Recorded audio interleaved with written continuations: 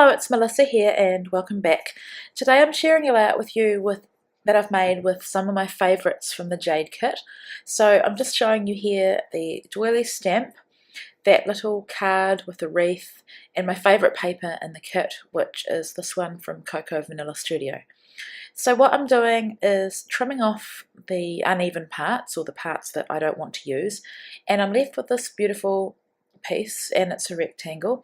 And I'm going for one of my go-to designs, which is to feature my favourite paper and then build my layout from there.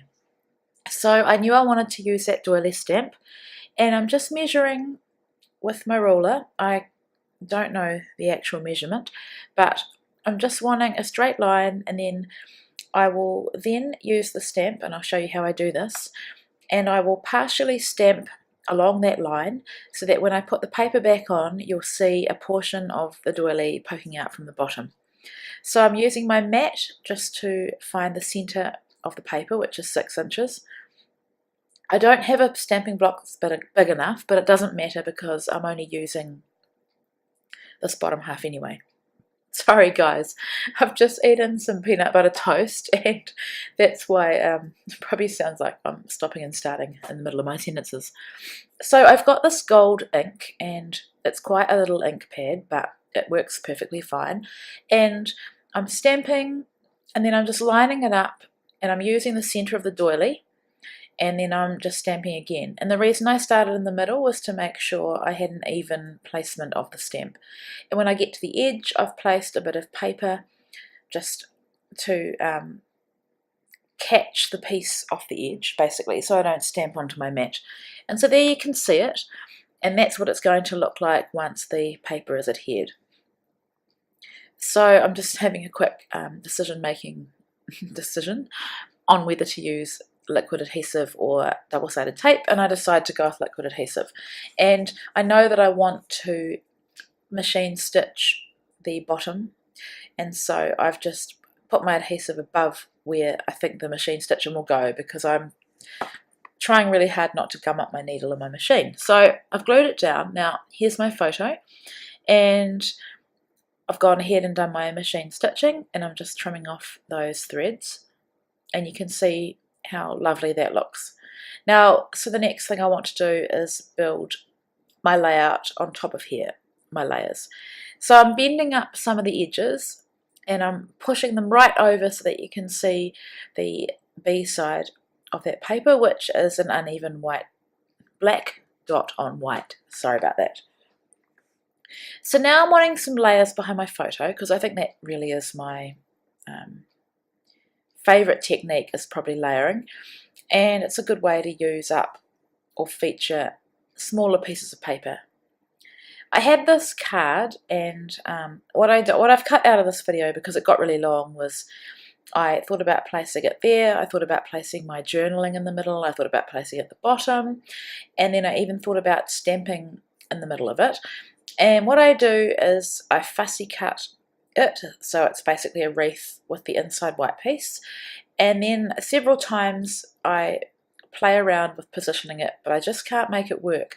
And I think the issue is that the flowers on that beautiful paper are very different in design to the flowers on that card. So I'll save it and use it for something else. So now I'm building my layers, and I've got a white border as always. Now this is a photo, it may not look like an exciting photo. It's a photo of our iPad and a couple of people in the iPad, and those people, it's a Skype introduction to my sister, and of my sister and Brielle when she was a newborn baby. And my sister's got her daughter Jessie Rose cuddling up to her, and they are in London. And the person you can see on the left of the photo is Azaria. So while it may not look that amazing, it actually is, because she's never met my youngest 2 girls, and I've never met her 2 children, because they've been in London for, must be about 10 years. And so this is really the only way that we can meet each other's children, is over the internet. So this will go into Brielle's album, and I think it's really lovely, and I really get into the journaling of what I've just told you. So here I'm just bending up my edges, and I've been doing that a lot lately, and just deciding what else to put behind it, and I decided to go with this black and white stripe. It's a bit more bold, but I quite like that because it provides a good separation between the white and the floral. So I've got one of the doilies from the kit there as well, and before I adhere the doily, I want to adhere this last piece, and I have adhered them slightly uneven, and I do that every so often, and I think I quite like the look that it gives. So just lifting those edges of the paper, and now working out where I want the doily, and so I want it in the top left corner. So I've used some Tombow just to adhere it.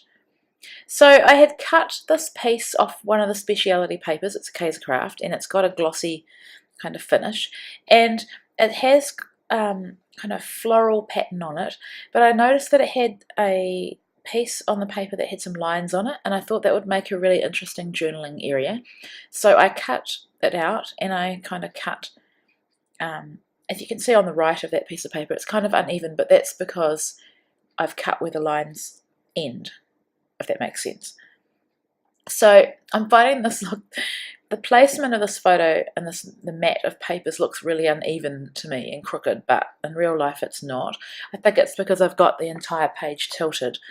So here I'm starting to embellish, and this is one of the cut aparts, and I'm just cutting this little heart tab, trimming off the excess bits of paper, and I want to have it there. And so rather than using liquid adhesive, I'm just using a glue dot and just positioning it on the photo. And I had one more closed peg left, and so I knew I wanted to use that. And I think I've shared before, but I really used to struggle with closed pegs because I didn't know how to use them. But I find that if they're holding together some layers or some pieces of embellishment, they actually look really cute. And so that's what I've done there.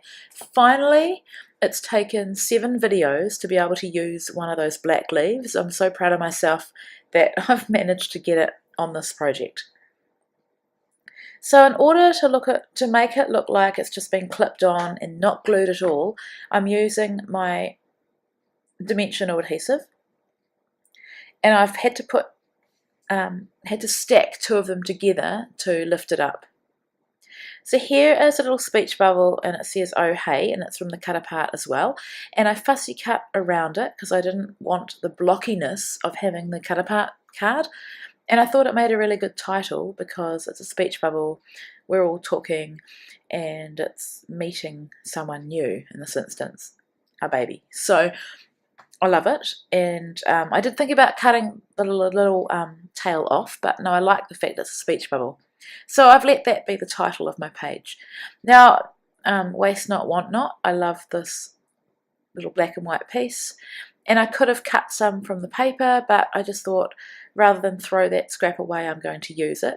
And because it was looking a little bit crooked and uneven, I thought if I just added it to the bottom right, it would provide some interest and draw the eye down a bit so that it would take away from the crookedness.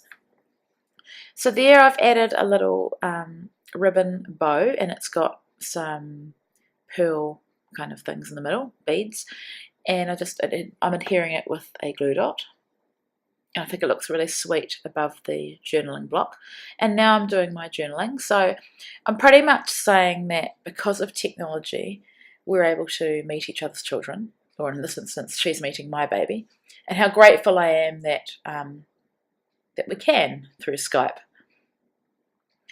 So this is a tag that came in one of the Pretty Little Pieces kits, and I had been meaning to use it for ages and just hadn't, so I was really happy to get it on the page.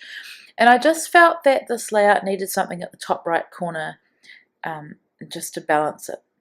And so I'm just trimming off the excess, and I did think about putting or did I? Yeah, a tiny little bit of dimension under there, and then I didn't. I went with putting it on the fab, a little banner, which is the piece that I cut that little heart, I don't know what you'd call that, little tab. So now I am adding some washi tape because I haven't been that great at using it. And there's 3 little thin rolls in this kit, and so I'm adding some under that journaling spot and also at the top of my label. Tag, sorry guys, tongue-tied today. I tried again to use another one of these black leaves, but I couldn't make them work. I don't know if it's the shape or because they're singular leaves. That one there is far too big, and in the end I just thought, no, we'll just go with the one, and that's like a feature embellishment on the page. So now I'm adding some twine, and I've said before that this is Stampin' Up! Twine. It's like crochet twine, probably a little bit thicker, and I love it. I add it to so many of my projects. Now I finally thought it would be about time that I have a look at these blooms and try and get them on the page. I'm not a big flower person. I love pattern paper with flowers, I love die cut flowers, but I do struggle with these types of flowers. So I guess less is more when it comes to an embellishment that you struggle with. And so I thought if I could position 3 of them on the page, then it would add some additional texture. Now, here's a tip.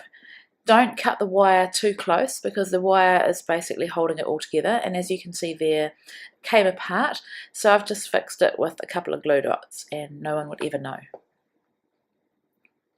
So I did struggle with where to put the 3rd one, and because I just had the mishap with that last flower, I made sure I left enough of the wire.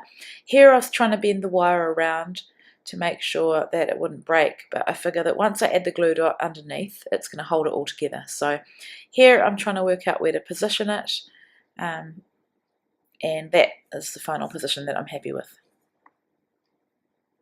I think that this layer is a combination of balancing a busy background paper, which is the paper at the top, with white space at the bottom.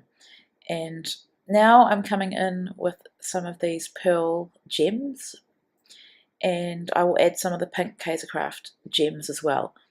And so in this instance I've decided to feature these gems rather than add sequins like all my other projects.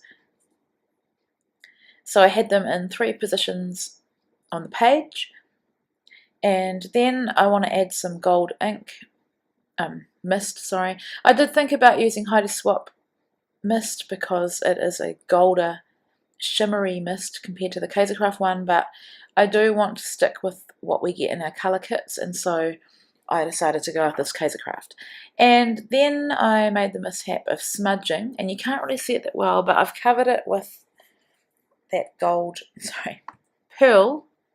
the pearl dot, and added a couple more. And then I thought it just looks too random having them at the bottom. I need something on the bottom of this page, and so I've gone with a thin piece of that speciality Kaisercraft paper, and I'm just adhering it with some Tombow.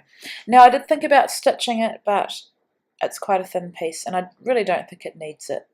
And so that finishes off my layout.